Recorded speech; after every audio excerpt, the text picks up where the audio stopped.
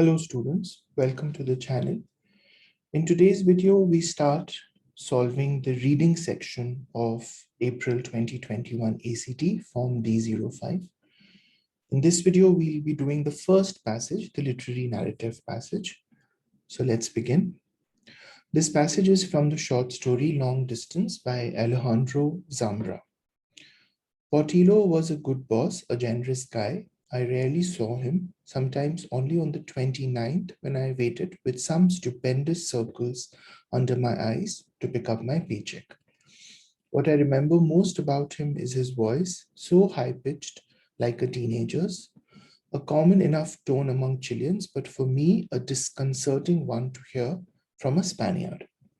He would call me very early at 6 or 7 in the morning so I could give him a report on what had happened the previous night, which was pretty much pointless because nothing ever happened, or almost nothing. Maybe some call or other from Rome or Paris, simple cases from people who weren't really sick but who wanted to make the most of the medical insurance they had bought in Santiago.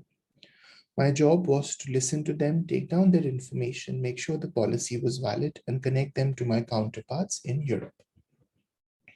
So this describes the setting, right? We don't know the name of the narrator, but we know that he works for an insurance company, a medical insurance company. He is a customer rep, and this describes his interactions with his boss, Portillo, when they don't meet often, but they do meet at the end of the month when the narrator goes to collect his paycheck. It describes Portillo's high-pitched voice, which is somewhat disconcerting for the narrator because he doesn't expect it from a Spaniard. And then it describes, what he does on a day-to-day basis. He speaks to customers in Europe who have bought medical insurance in Chile, in Santiago, and to kind of confirm to them that their policy is still valid. Portillo let me read or write or even doze off on the condition that I always answer the phone in good time. That's why he called at 6 or 7, although when he was out partying, he might call earlier. The phone should never ring more than 3 times, he would tell me if I took too long picking up.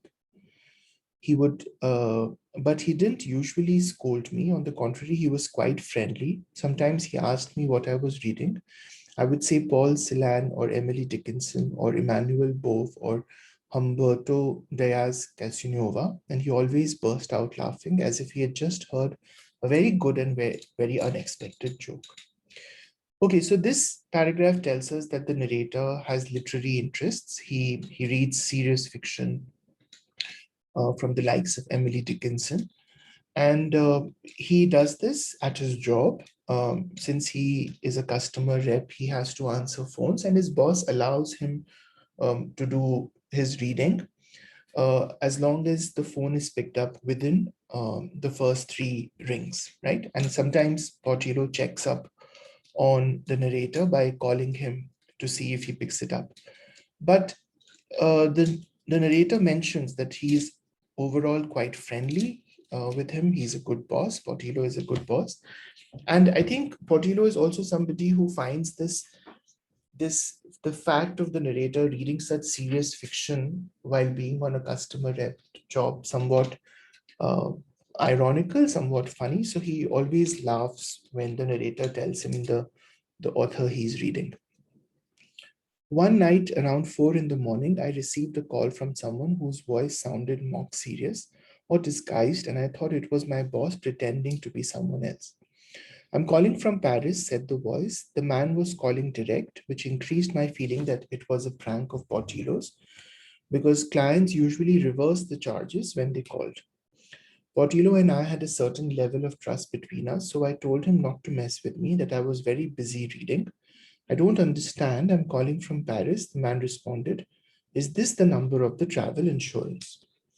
So this call that comes to the narrator in the middle of the night, 4 in the morning, he assumes it's from his boss because the voice does not sound too serious. It sounds disguised.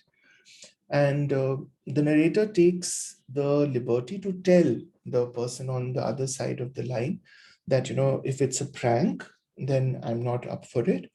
because he thinks it's Portillo, but the customer, the so-called customer, is confused.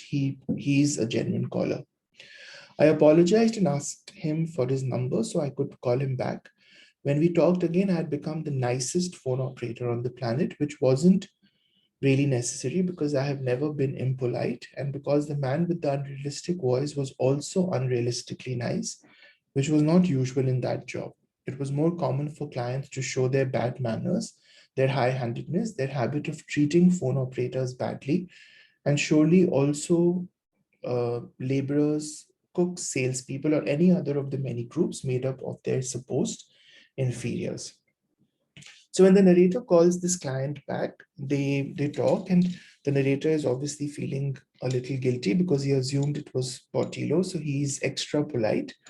But even the client is very polite, which is surprising because normally the narrator tells us when clients call customer reps, they are rude, and they're also rude to anybody they think is inferior to them professionally, right? So, for example, salespeople, cooks, laborers, the wait staff, etc. Yon Emilio's voice, on the other hand, suggested the possibility of a reasonable conversation, although I don't know if reasonable is the word, because as I was taking down his information, 55 years old, home address in Lokaro, no pre-existing conditions, and checking his policy, had insurance, his insurance had the best coverage available on the market. Something in his voice made me think that more than a doctor, he just needed someone to talk to, someone who would listen. Okay, so the client's name is Jon Emilio, and while the narrator starts to kind of look at his details, he finds that the person is healthy. He does not have any conditions. His insurance is the best that money can buy. So he doesn't really need to kind of worry about that aspect of his insurance, right? It seemed to the narrator that he wanted to just talk to someone, and that is why he had made the call. He told me he had been in Europe for 5 months, most of that time in Paris, where his daughter, whom he called La Munio, was working on her doctorate and living with her husband, El Mati, and the kids. None of this was in response to my questions, but he was talking so enthusiastically that it was impossible for me to break in. He told me how the kids spoke French with charmingly correct accents, and he also threw in a few commonplace observations about Paris. By the time he started talking to me about the difficulties La Munio had been having lately, meeting her academic obligations, about the complexity of the doctoral programs, and about what kind of sense parenthood made in a world like this one, a world that sometimes seems so strange nowadays, so different, he told me. I realized we had been talking for almost 40 minutes. I had to interrupt him and respectfully ask him to tell me why he was calling. He told me he was a little under the weather and he'd had a fever. I typed up the facts and sent it to the office in Paris so they could coordinate the case. And then I started the long process of saying goodbye to Jon Emilio, who fell all over himself in apologies and politeness before finally accepting that the conversation had ended.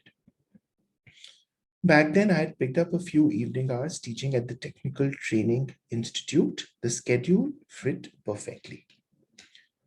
Okay, from Alejandro Zambra's Long Distance. Okay, so the last paragraph, the second last paragraph rather, the last but one, kind of describes Jon Emilio's interest in talking about his family matters to the narrator.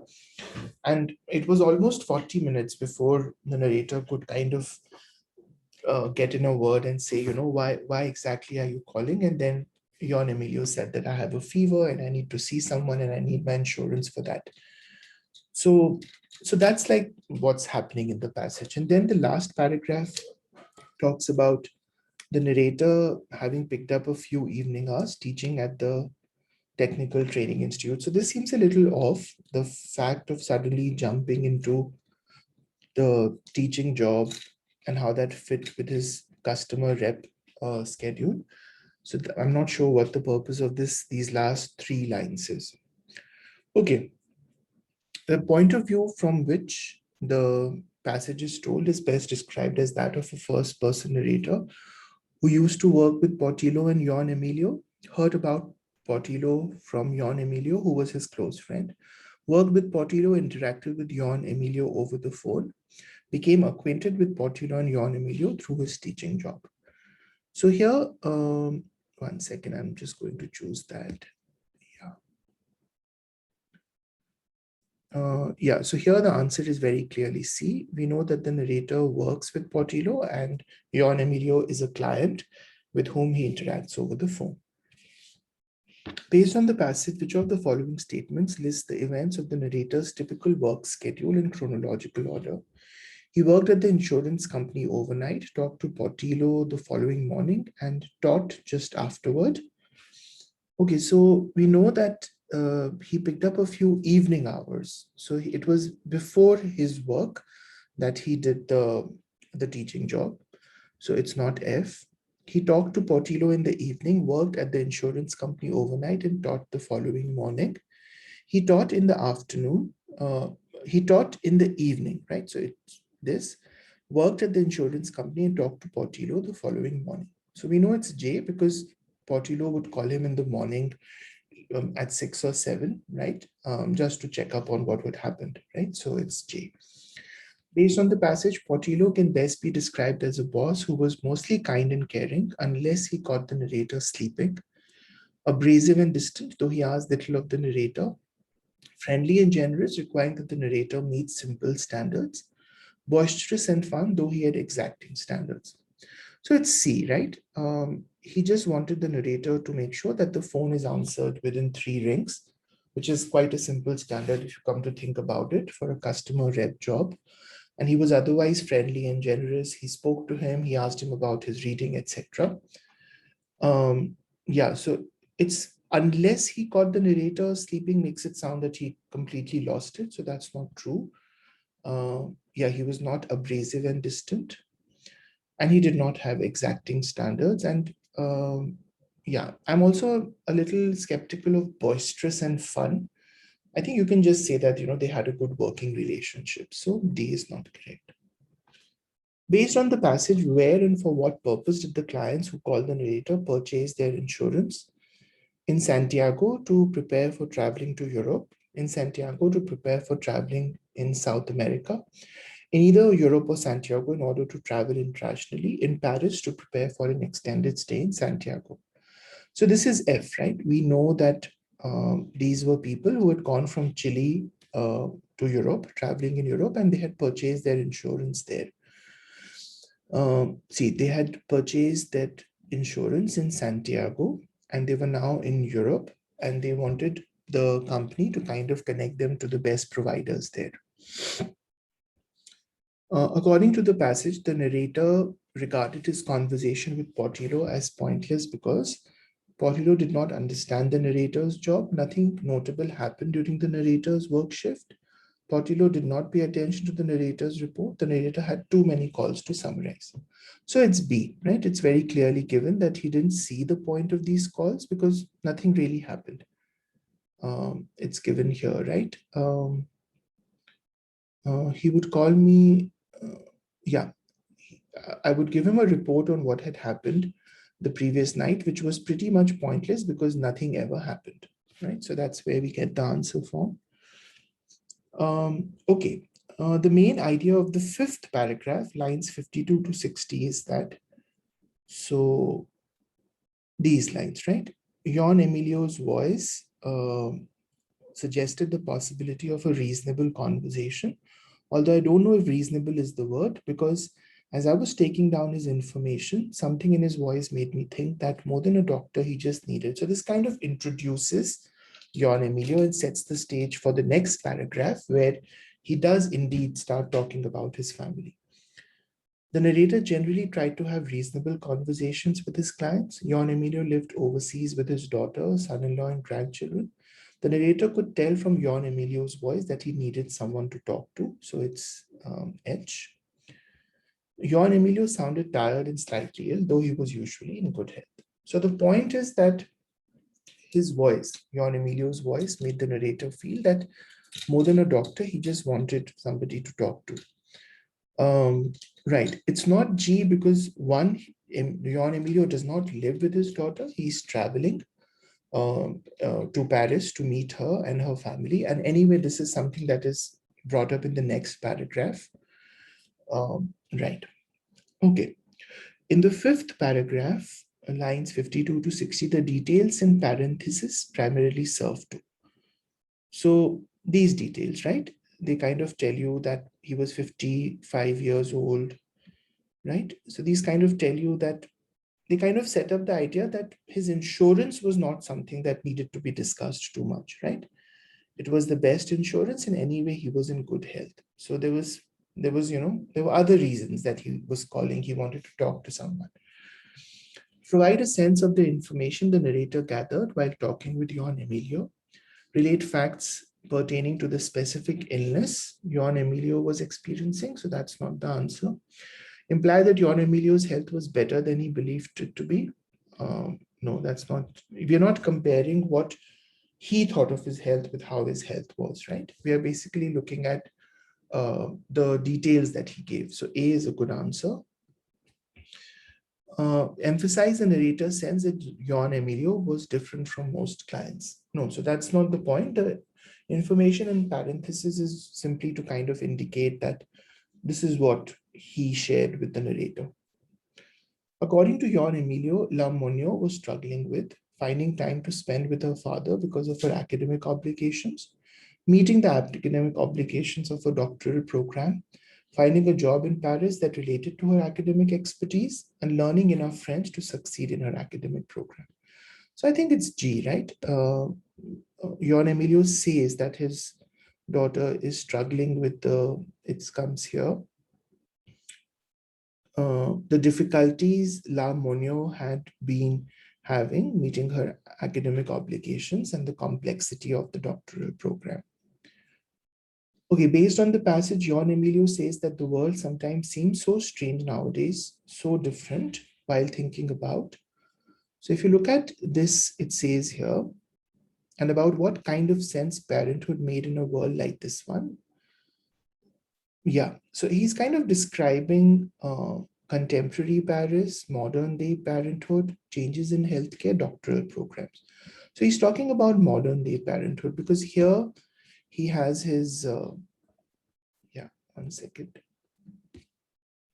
So here he has his daughter who's kind of juggling her PhD with taking care of children. And he's thinking about how parenthood in this time is very different from how Jon Emilio's time as a parent, where it was less complex, is what he's trying to say. The passage indicates that what the narrator remembers most about Portillo is Portillo's pompous nature, managerial style, distinctive clothes, and high-pitched voice. So Portillo is the boss, right? So I would say high-pitched voice because that's something that the narrator finds strange for a Spaniard, right? He's used to Chileans having this, but it was disconcerting to hear a high-pitched voice from a Spaniard like Portillo. Okay, so that was the first passage. Let's grade this.